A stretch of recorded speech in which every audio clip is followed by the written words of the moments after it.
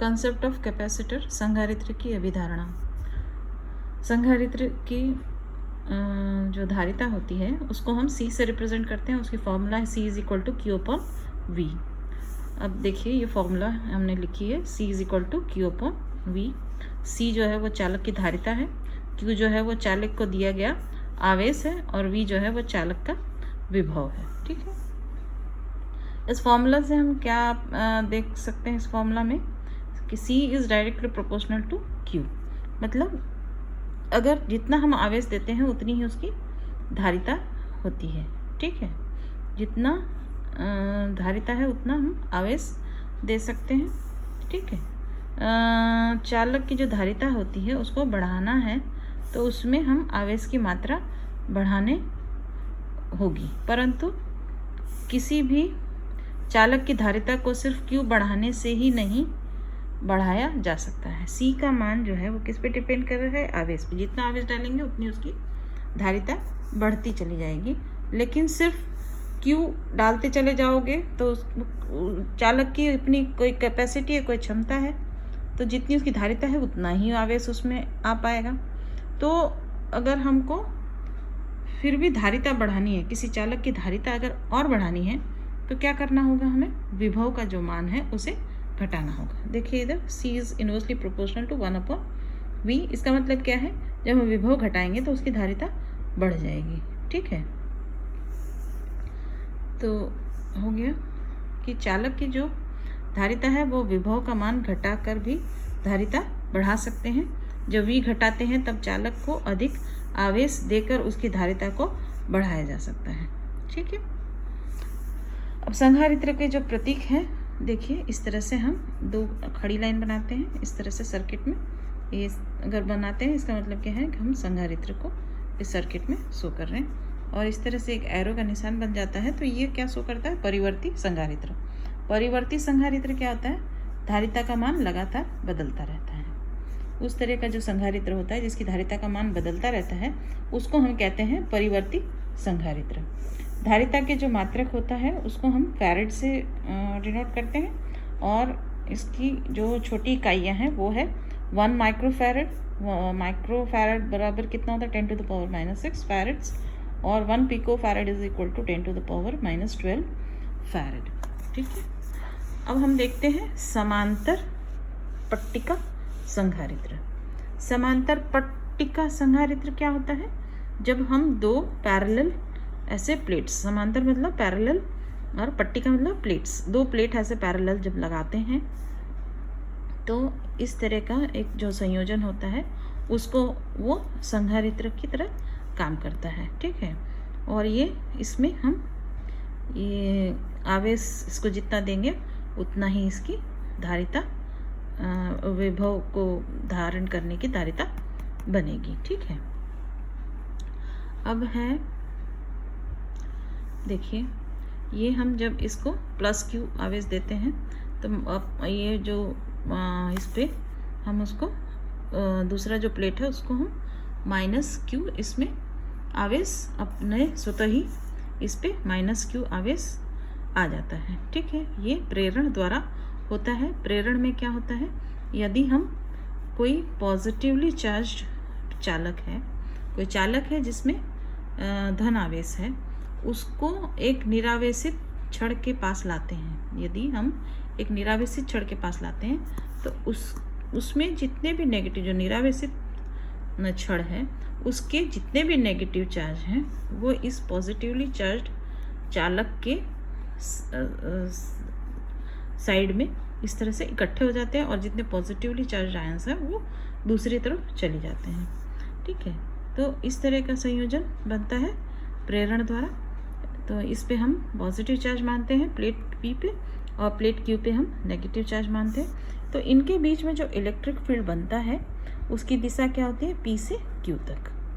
ठीक है, इन दोनों के बीच की दूरी हम d से रिप्रेजेंट करते हैं, और इस प्लेट का विभव हम Vp मानते हैं और इस प्लेट का विभव Vq में ले लेते हैं, और इसका बीच में जो माध्यम है वो है वायु। ठीक है, दोनों प्लेटों के बीच में सिर्फ वायु है, उसके अलावा कुछ नहीं है। अब देखिए, हम जो ये प्लेट लेते हैं इसका क्षेत्रफल हम कितना मान रहे हैं? इसका एरिया हमने ए लिया हुआ है, ठीक है। ये सब हम एज्यूम करते हैं, ठीक। और दोनों प्लेटों के बीच की दूरी को स्मॉल डी से रिप्रेजेंट करते हैं। और इस पूरे संधारित्र का जो विभव है उसको अगर हम v से रिप्रेजेंट करें तो v का मान कितना होता है, Vp माइनस VQ, ठीक है। अब आवेश पृष्ठ घनत्व जो है, इस प्लेट का आवेश पृष्ठ घनत्व कितना है, sigma is equal to Q upon A। इसको हम इक्वेशन नंबर 1 करते हैं। अब देखिए, सिंस संधारित्र की जो धारिता है,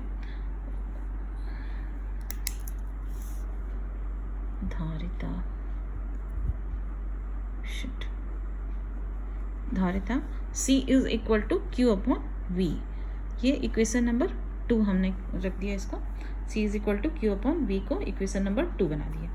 अब किन्हीं दो समान क्षेत्रफल वाली विपरीत आवेश की प्लेटों के बीच का विद्युत क्षेत्र। अब हमको ये जब दो प्लेटों के बीच का विद्युत क्षेत्र निकालना होता है तो हमारे पास जो फॉर्मूला आती है वो होता है E is equal to sigma upon epsilon not, ठीक है ना। इन दोनों का जो विद्युत क्षेत्र है वो कितने बराबर होगा, सिग्मा क्या है, आवेश पृष्ठ घनत्व अपॉन उस दोनों के बीच की परमिटिविटी। वो हम किससे शो करते हैं, क्योंकि हमारे पास फ्री स्पेस है, मतलब वायु है, तो उसको हम किससे शो करते हैं, उसकी विद्युतशीलता को एप्सिलॉन नॉट से। इसका हमने फर्स्ट चैप्टर में पढ़ा था, वैल्यू भी निकाला था 8.85 इंटू 10 टू द पावर -12, ठीक है ना। अब हमें यह पता है कि विभव प्रवणता जो है उसको हम किससे रिप्रेजेंट करते हैं। हमारा विभव प्रवणता का जो फॉर्मूला आया था वो क्या था, E is equal to minus DV upon DR था। माइनस का साइन हम डायरेक्शन के लिए यूज़ करते हैं, तो यहाँ पे हमें डायरेक्शन की जरूरत नहीं है, सिर्फ हमें परिमाण की जरूरत है, इसीलिए हम माइनस का साइन इधर कंसिडर नहीं कर रहे हैं, हम सिर्फ E is equal to DV upon DR consider कर रहे हैं। अब हम देखिए इस वाले फॉर्मूला को, DV अपॉन DR है, ये छोटे दूरी के लिए छोटा जो विभव में डिफरेंस आता है वो, तो यहाँ पे हम इसको जो E is equal to V upon R इसको ले सकते हैं। DV अपॉन DR को हम पूरा अगर कंसिडर करें तो हम V अपॉन R से भी ये और ये दोनों समान ही होता है, ठीक है। तो इसको हम इसके बदले इस तरह से लिख सकते हैं। अब इस केस में जब दोनों प्लेटों के बीच की जो दूरी है वो किससे रिप्रेजेंट कर रहे हैं हम, D से, तो हमारा R क्या यहाँ पे हो जाएगा, D हो जाएगा। तो हमारी जो ये वाली फॉर्मूला है वो क्या बन जाएगी, E is equal to V upon D। इसी में से हम इसको रीराइट कर सकते हैं, V बराबर कितना हो जाता है, E इंटू D। हम इसको इक्वेशन नंबर 4 बना देते हैं, ठीक है। अब देखिए, अब समीकरण 4 में 3 का मान रखने पर, अब ये देखिए ये समीकरण 4 है, इसमें हम समीकरण 3 का मान रखते हैं, V is equal to E into D। तो E की जगह क्या रखेंगे, सिग्मा अपन एप्सिलॉन नॉट। तो ये फॉर्मूला क्या बन जाएगा, V is equal to sigma upon epsilon not dot into D, है ना।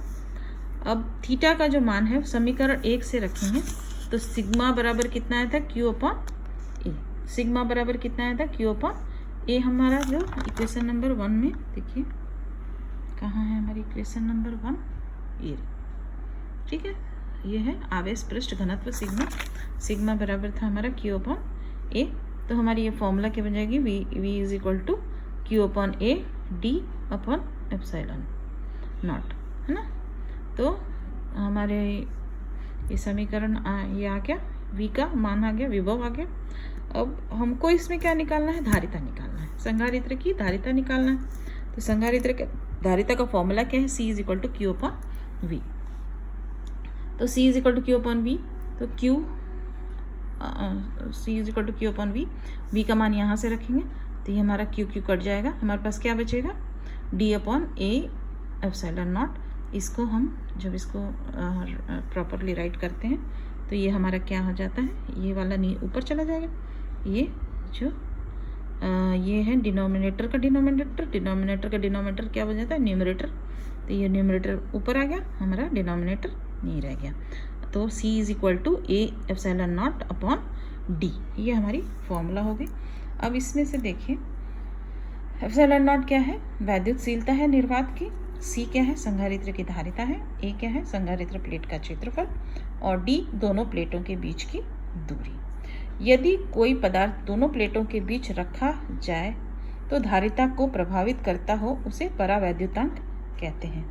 तो परावैद्युतांक क्या होता है, कोई ऐसा पदार्थ जो दो प्लेट के बीच में रखा जाए तो धारिता को वो प्रभावित करता है, इसे हम परावैद्युतांक कहते हैं। और इसे किससे रिप्रेजेंट करते हैं, के से।